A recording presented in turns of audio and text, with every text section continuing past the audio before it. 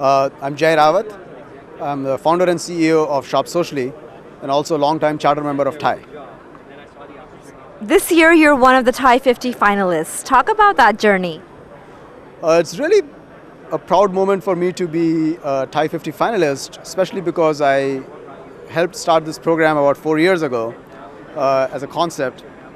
And really the thinking was that TiE as an organization is all about fostering entrepreneurship, and we're constantly thinking about how we can provide more and more tools to the entrepreneurs, whether it is raising money, raising their profile, connecting them with the right set of people and so on. And so TiE 50 was born with that vision, and this year I'm a participant in TiE 50, and it's really great to see that this program has come a long way and has become a very successful program. So really happy to be a part of TiE 50 this year and hope that it continues to be a success. Jay, you are the CEO and founder of your new company, Shop Socially. Talk about this company. Sure. So Shop Socially is a social commerce platform for online retailers. The thesis behind it is that social media has democratized marketing. What I mean by that is that every consumer has now become a marketeer. They have an influence, they have a big reach, and people trust their friend recommendation a lot more than they trust ads and other messages that brands are putting out. So how can the retailers and brands tap into this new phenomenon? And that's really what Shop Socially is all about.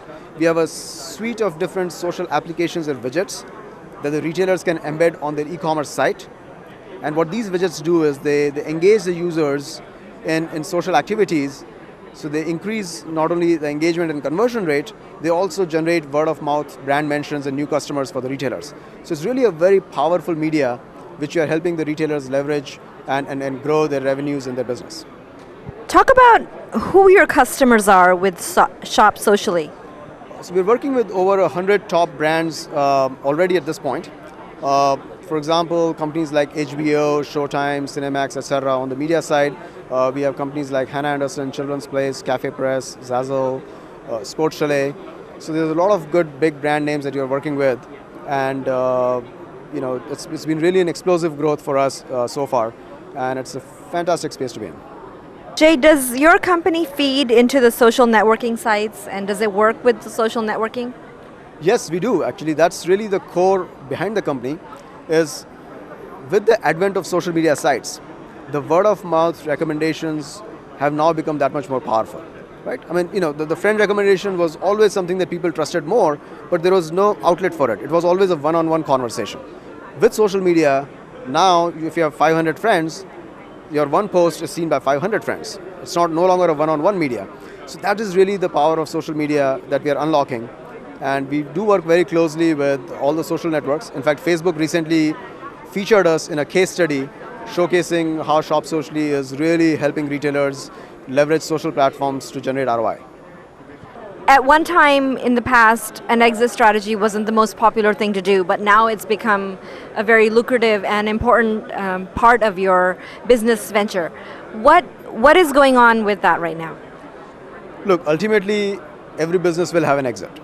Right? Whether you go IPO or you go into the debt pool, you are going to have an exit. One of the things that even today when I was talking to a lot of younger entrepreneurs, they were all talking about exit strategies, and my advice to them was that as a startup, the thing that you want to focus on is growth strategy. Think about how you're going to grow your company. Don't think about exit strategies, because if you focus on exit, you will probably give up too soon, because when you're doing a startup, there will be a lot of times when you are going to question yourself and say, why am I doing this? Is it really worth spending all this time and energy? And unless you really have that conviction to continue to go on because you really want to grow the business and you want to make it, you are not going to be able to do it. You are going to just give up. And it's really important to hang in there, and you can do that only if you're focusing on growth and you're not really thinking about exit strategies. So my advice is really just, focus on growing your business, and good things will happen. This year you are a participant at TiEcon. In the previous years you've been very, very involved in TiE and TiE events. Talk about the change this year that you feel about this event. Sure. So I've been involved in organization of TiEcon for about 6 years now. This is the first time in 6 years that I'm attending as just an attendee. TiE is all about fostering entrepreneurship, and one of the things that we take that same spirit and we bring it to TiEcon as well. So what you will notice is that every year, TiEcon tries to introduce new programs. It's like a startup introducing new products, and we improve or change the existing content. So it is never exactly the same as previous year. It's always there's something new, something innovative that happens.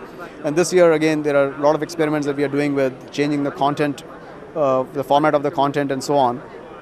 And so far it looks like it's been very successful.